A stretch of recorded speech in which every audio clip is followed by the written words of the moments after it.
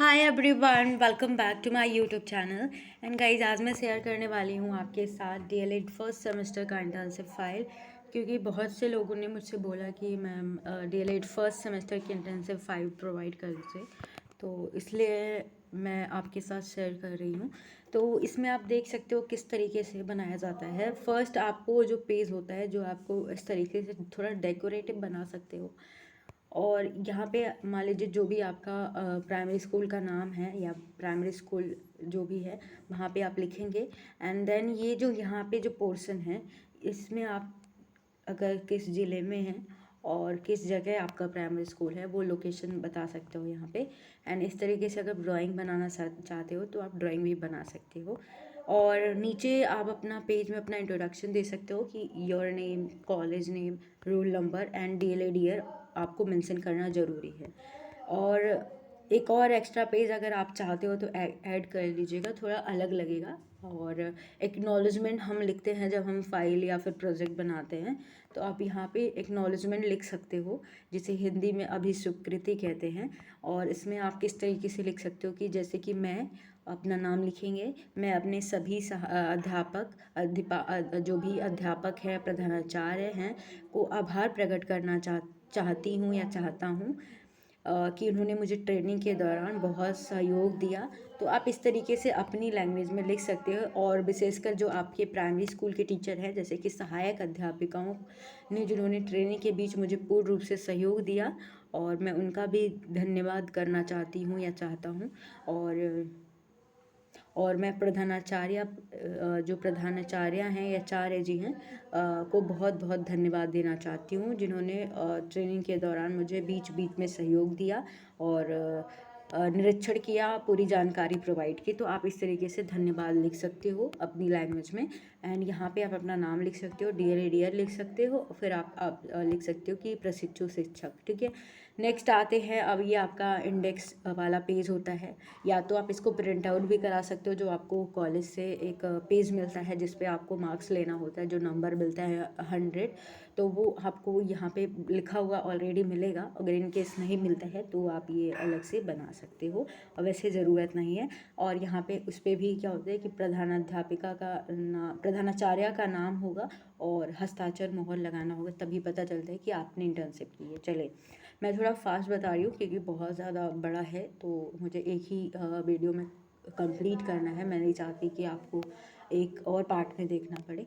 तो इसमें आते हैं क्लास ऑब्जर्वेशन या कक्षा अवलोकन क्या होता है। शिक्षण विधि में आपको बेसिकली फर्स्ट सेमेस्टर में टीचिंग नहीं करनी होती। इसमें आपको जितने भी फाइल में आप जो मटेरियल ले रहे हो सब कुछ बताना होता है कि मैं विद्यालय में गया था, मैंने निरीक्षण किया, जो चीज़ें आपने देखी वो इसमें मेंशन करनी होती है।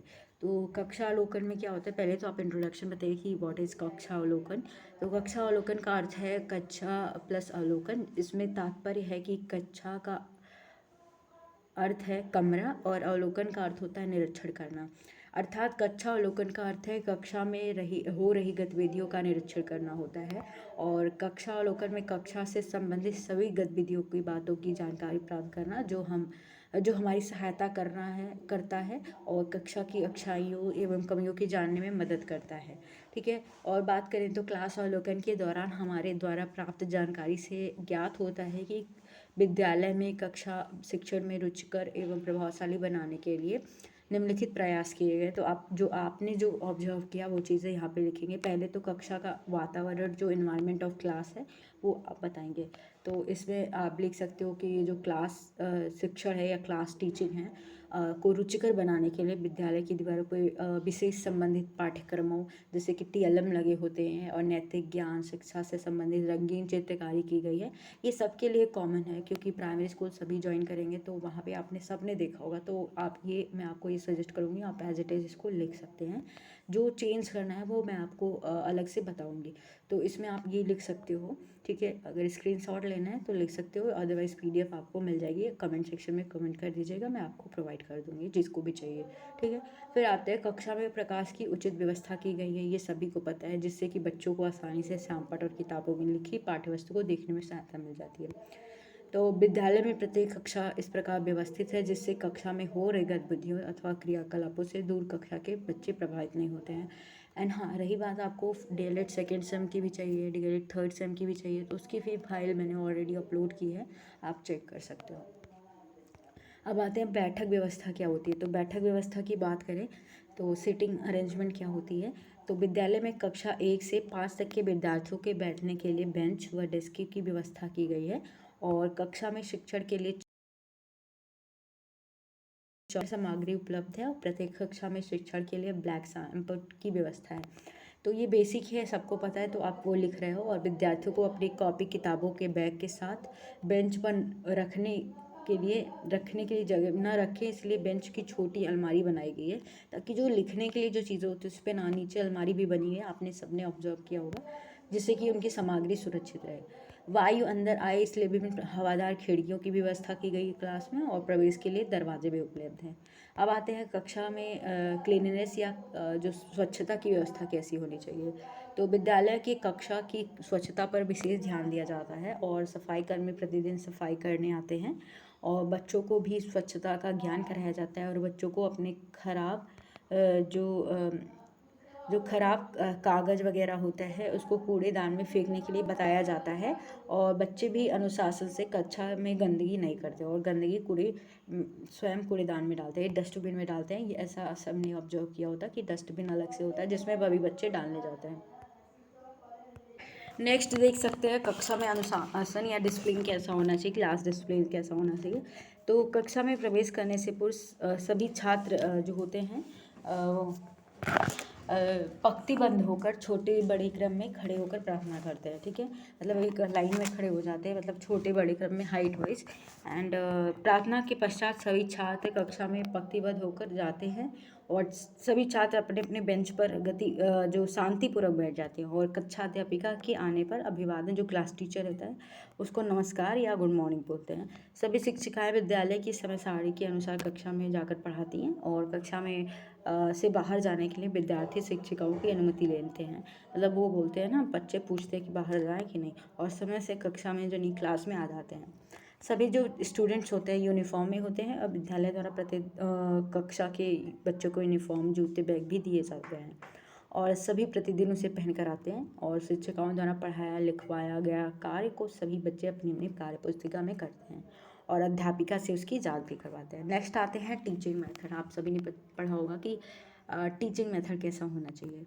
तो जो आप फर्स्ट अभी सेमेस्टर में पढ़ रहे हो, आप इसमें पढ़ रहे होगे, और इसमें क्या है, आप किस प्रकार से पढ़ाएंगे वो इसमें मेंशन हुआ है।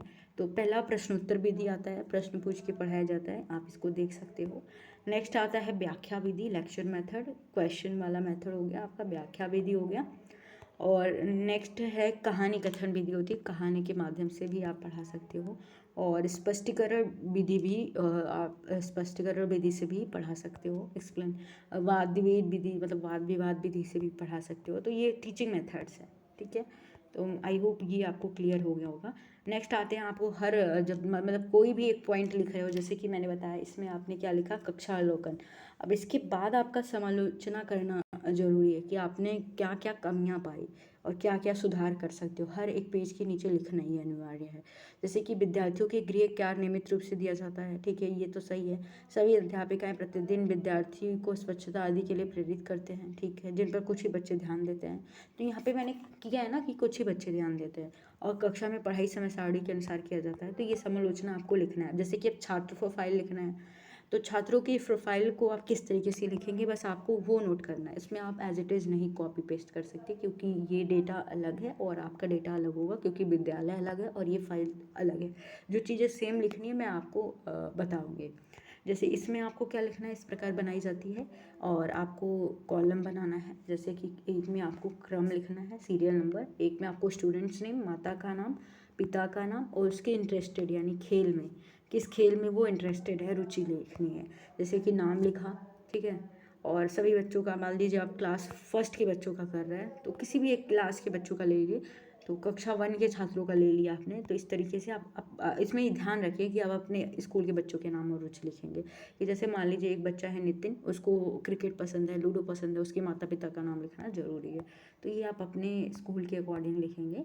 एंड ये आप किसी भी क्लास का लिख सकते हो, तो जिस क्लास को आप कर रहे हो, मतलब फर्स्ट क्लास का लिख सकते हो। चलिए अब आते हैं छात्रों का पूर्व ज्ञान अध्ययन। ये आपका इम्पोर्टेंट है और इसको आप एज इट इज़ कॉपी कर सकते हो।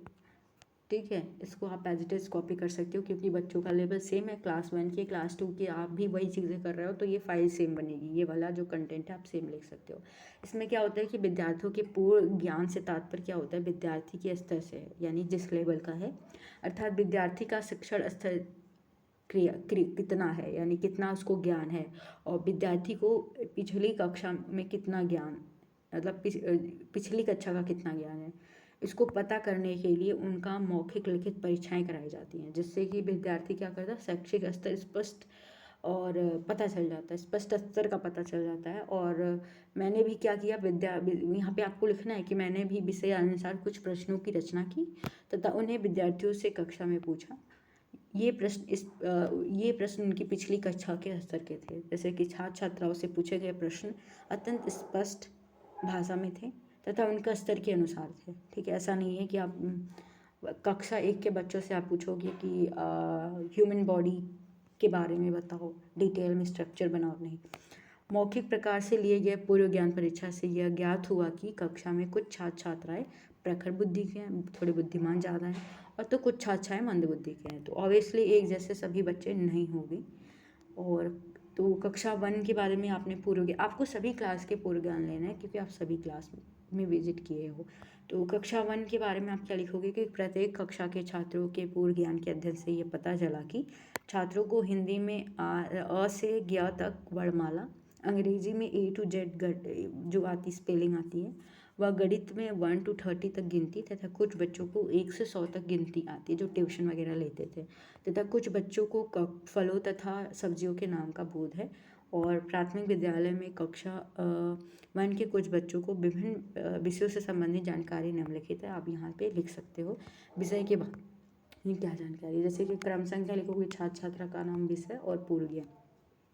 मान लीजिए आपका एक लड़की का नाम ले पुष्पा, या आप मनीष ले लीजिए, और हिंदी अंग्रेजी और गणित 3 ही विषय है। 3 विषय में आप बता सकते हो लैंग्वेज में कि हिंदी में उसको वर्णमाला का मतलब अ से ज्ञ तक, अंग्रेजी में उसको अल्फ़ाबेट्स आते हैं, और गणित में उसको 1 से 100 तक गिनती है, 100, और बिना जोड़ का घटाना, या बिना जोड़ का बिना हासिल वाला घटाना या जोड़ आता है, ये आप बता सकते हो। तो इस तरीके से आप अपने अकॉर्डिंग बच्चों का लिख सकते हो कि इस तरीके से बच्चों को आ रहा है तीनों लैंग्वेज में। इसी तरीके से हम कंटिन्यू करेंगे क्लास 2 में, और इसमें आप ये बताओगे कि कक्षा 2 के अधिकतर छात्रों को हिंदी में अ से ज्ञ तक शब्द बनाना भी आता है, छोटे छोटे शब्दों को पढ़ना भी आता है, और अंग्रेजी में A to Z उनको स्पेलिंग आती है, और गणित में 1 से 100 तक गिनती आती है, और 1 से जो पहाड़े भी आते हैं 1 से 10 तक, या 1 से 2 तक, 2 के पहाड़े आते हैं, संख्याओं का जोड़ आता है, बिना हासिल वाला घटाना जोड़ आता है। इस तरीके से आप लिख सकते हो। फिर कक्षा 3 में भी आप इसी तरीके से लिख सकते हो कि बच्चों का स्तर क्या है। फिर कक्षा 4 में भी आप इसी तरीके से लिखेंगे, जो स्तर है उनका लिख सकते हो। ठीक है, मैं स्लो में कर रही हूँ, आप लिख सकते हो। जो सब्जेक्ट है, मतलब हायर क्लास में जाएंगे तो भूगोल वगैरह भी आपको पता होना चाहिए, तो उससे भी प्रश्न पूछ सकते हैं कि भूगोल में बच्चों को ग्रहों तथा उपग्रहों का ज्ञान है, जैसे 5th क्लास के बच्चों को होता है। कक्षा 5 में भी आप लिख सकते हो कि उनको पूरा गणित का भी जोड़ घटाना भाग सब आता है, और भूगोल में उनको सौरमंडल, तारों, ग्रहों का, उपग्रहों का ज्ञान है। तो इस तरीके से आप लिख सकते हो। चलिए अब आ रहे हैं प्रयोग किए जा रहे TLM का विवरण एवं समालोचना।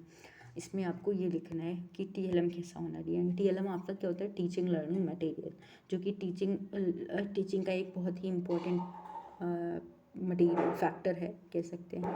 और इसमें आप क्या कहोगे कि शिक्षण अधिगम सामग्री ऐसी जो सामग्री होती है जिससे शिक्षण जो होती है, टीचिंग को जो टीचर पढ़ा रहे हैं उसको आसान बनाया जा सकता है। और TLM से तात्पर्य उन साधनों से है जिनके प्रयोग से विद्यार्थियों के ज्ञानेंद्रियों, यानी जो सेंसेस होती है, जैसे आँख, नाक, मुंह, सब एक्टिव होता है और सक्रिय हो जाती है, और वे पाठ सूक्ष्म तथा कठिन भावों को सरलतापूर्वक समझ जाते हैं। ये शिक्षण के उद्देश्यों को प्राप्त करने में सहायक होते हैं। इनके अंतर्गत वे उपकरण आते हैं जिनका प्रयोग अधिगम को मूर्त, वास्तविक तथा गतिशील बनाने हेतु किया जाता है। मूर्त चीज़ें जो आपके सामने हो, कॉन्क्रीट, ठीक है। और TLM की विशेषताएं क्या होती हैं, तो ये आप लिख सकते हो। यह अनुभव द्वारा होना चाहिए, और जो सब्जेक्ट है, जो टॉपिक है, उससे जुड़ा होना चाहिए, ठीक है। और देख सके बच्चे, और ज़्यादा लॉन्ग लास्टिंग हो, बहुत दिन तक चले, तो आप ये लिख सकते हो। और बात करते हैं विद्यालयों की दीवारों पे बने टीएलएम का ब्यूरो क्या है। जो भी चित्रकारी की गई है, पेंटिंग है, वो सब आपको बताना है कि कक्षा अवलोकन के दौरान हमने ये देखा कि विभिन्न कक्षाओं में कक्षा के विषय संबंधित विभिन्न प्रकार के टीएलएम का प्रयोग किया गया है। स्पेशली प्राइवेट स्कूल में तो बहुत सारे पोस्टर लगाए होते हैं। दीवारों पर लगे टीएलएम का प्रयोग शिक्षिकाएं बच्चों को समझाने के लिए करती है। मतलब कक्षा 1 के चित्रित टीएलएम का विवरण आपको देना है। तो जो जो क्लास में आप लगा है, आप अपने ऑब्जर्वेशन के अकॉर्डिंग या फिर आपको बेसिक नॉलेज है कि क्लास 1 के बच्चों के अकॉर्डिंग क्या क्या लग सकता है, उनके लेवल के अकॉर्डिंग। तो हिंदी तथा अंग्रेजी वर्णमालाओं के अक्षरों की दीवारों पर रंगीन चित्र लगाए गए हैं और साथ ही 1 से 100 तक गिनती का भी दीवारों पर चित्र लगे हैं। अंक बोध कराने के लिए दीवारों पर गिनतारा और इनकी सूचीबद्ध किया गया है। बच्चों में शरीर के अंगों के विभिन्न मतलब शरीर पार्ट्स ऑफ द बॉडी के भी लगे हुए हैं। तो इस तरीके सब्जियों के नाम लगे होते हैं। इस तरीके से आप उसकी फ़ोटो क्लिक करके पेस्ट कर सकते हो, थोड़ा अट्रैक्टिव लगता है। ठीक है, ये आप कर सकते हो। जैसे स्टार बनाया है काउंटिंग बस सिखाने के लिए, जैसे मैंने बताया 1 2 जितने स्टार है उतनी गिनती। कक्षा 1 में चित्र टीएलएम का आप विवरण दे सकते हो। फिर आते हैं कक्षा 2 के चित्रण। तो इसमें भी जो जो लगा हुआ है आप लगा सकते हो, उसकी फ़ोटो क्लिक करके। रियल होना चाहिए, जो क्लास में लगा हुआ है वो लगाएं। कक्षा 3 में जो जिस दीवारों पे लगी है वो चीज़ें आप लगा लीजिए, क्योंकि वो जितना रियल रहेगा, रियलिस्टिक होगा, अच्छा लगेगा। फिर आते हैं कक्षा 4 में जो जो दीवारों पे लगा है टीएलएम वो आप बना सकते हैं। एंड सेम यही फॉलो होगा, सेम पैटर्न कक्षा 5 में भी आप जो टीएलएम लगा हुआ है you can paste here. Okay, next आते हैं अब समालोचना करने का मतलब क्या है। तो दीवारों पर बने कुछ चित्रों का रंग धुंधले हो गए हैं। ये समालोचना मतलब आप थोड़ा सा कमियां भी बता सकते हैं। मतलब तो कमियां ये नहीं कि आप पूरा स्कूल की कमियां बताने लगेंगे, क्योंकि वी ऑलरेडी नो कि प्राइमरी स्कूल में बहुत से कमियां होती हैं, स्पेशली जो गांव एरिया में स्कूल होते हैं। तो ये नहीं है कि आपको नंबर पाना है तो आप इतना भी ऐसे नहीं कर सकते, क्योंकि वहाँ के टीचर आपको चेक नहीं करने देंगे। ऐसी कॉपी चेक ही नहीं करेंगे, वो पहले ही कट करवा देंगे कि आपने ज़्यादा मेरे विद्यालय के बारे में कमियाँ लिखी हैं। तो ऐसा नहीं है कि इसमें यहाँ पे आपकी ऑनेस्टी नहीं चलेगी आपको, क्योंकि एज वी ऑल नो कि जितना झूठ रहता है उतना ही आगे बढ़ता है। कितना भी सच बोल लेंगे आपको कुछ मिलने वाला नहीं है। और समालोचना करने का मतलब यही होता है कि जो चीज़ें आपने कमियां देखी हैं आपको फाइल में लिखनी है और सबको बतानी है, बट ऐसा कुछ नहीं होता है।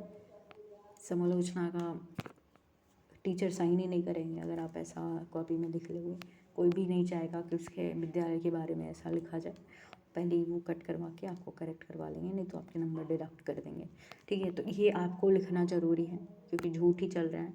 अगर आप किसी भी प्राइमरी विद्यालय में जाएंगे, अगर आपने अच्छे से मन से इंटर्नशिप की है तो आपको बहुत सी कमियां दिखेंगी और आप उसको एज इट इज़ नहीं लिख सकते। उसको भी, इसमें भी आपको क्या है, सच छिपाने के लिए आपको बांध के रखा जाता है।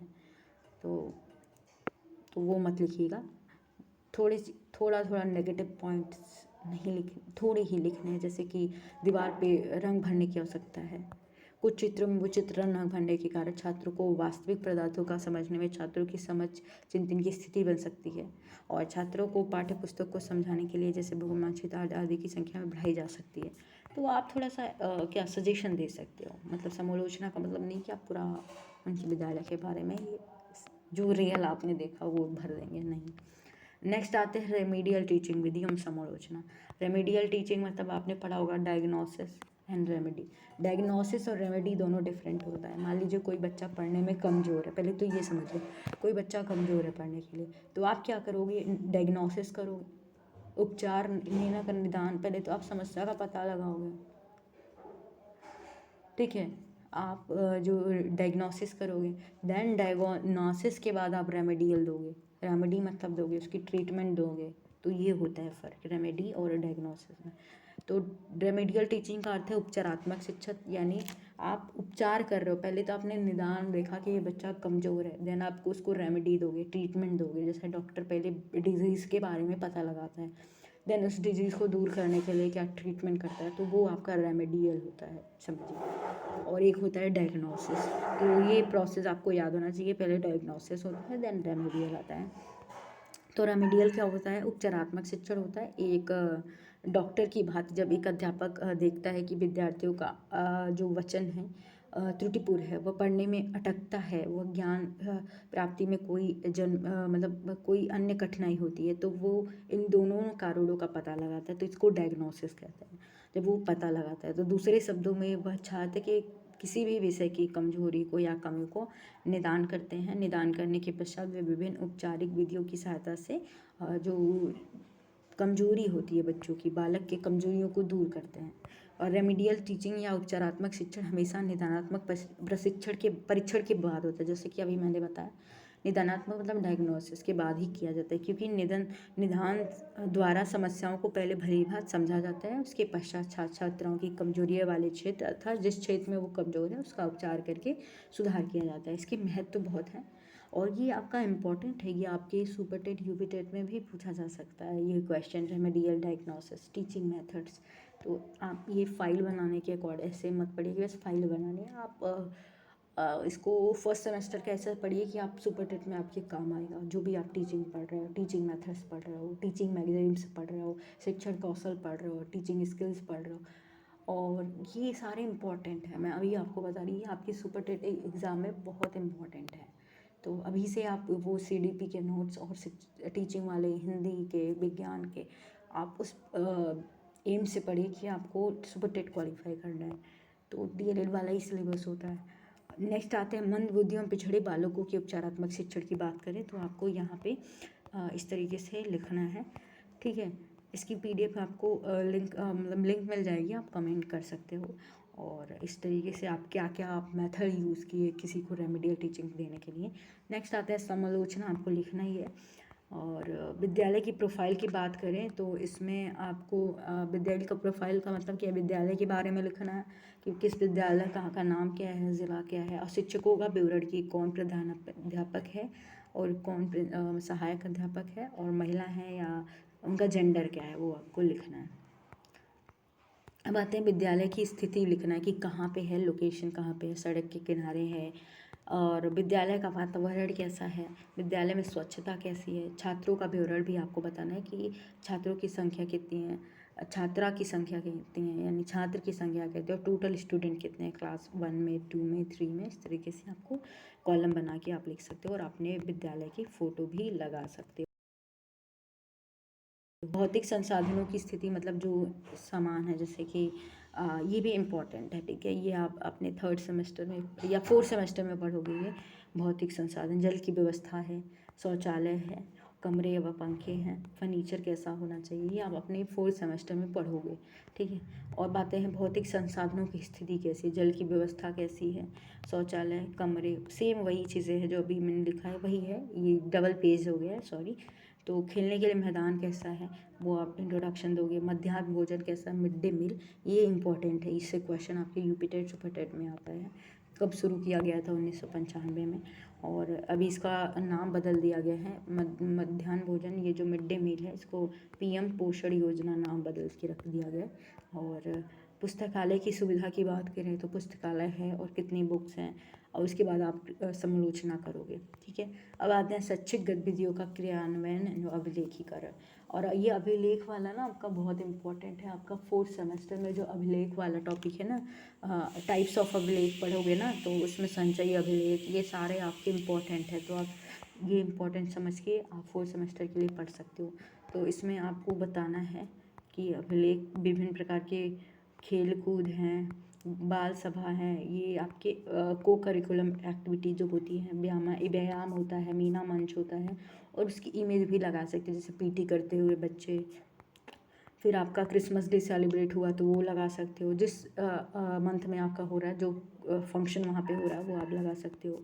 और क्रिसमस डे का आयोजन हो गया, तो ये आपको अगर आप चाहते हो, मतलब ये क्रिसमस डे तो आप अगर आप देखिए कि आपका इंटर्नशिप कब है, नहीं तो फिर ये नहीं लिखेंगे। अगर मतलब जब अगर आपका नवंबर दिसंबर में इंटर्नशिप लगी हुई तब ये आप क्रिसमस डे का लिख सकते हो।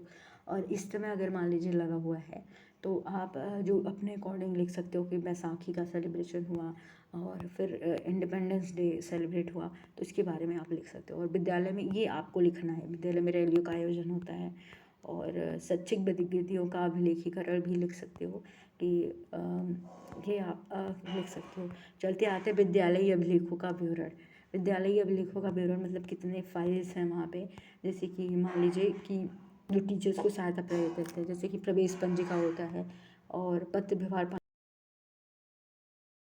जो मध्याह्न भोजन पंजिका है, बिल पंजिका होती है, स्टॉक पंजिका रजिस्टर होता है, रख रखाव अभिलेख होता है, तो आप ये लिख सकते हो।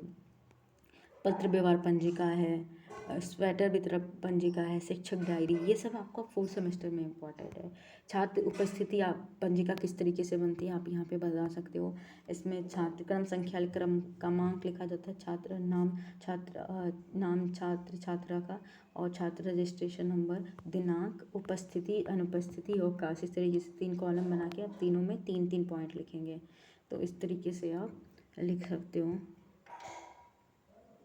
गत मास की कुल योग, वर्तमान मास की गत जो पिछला है, इस तरीके से सब में ये डाल के लिख सकते हो। फिर आते हैं अध्यापक अध्यापिका उपस्थिति पंजिका, इस तरीके से बना होता है, वहाँ पे देख के आप बना सकते हो।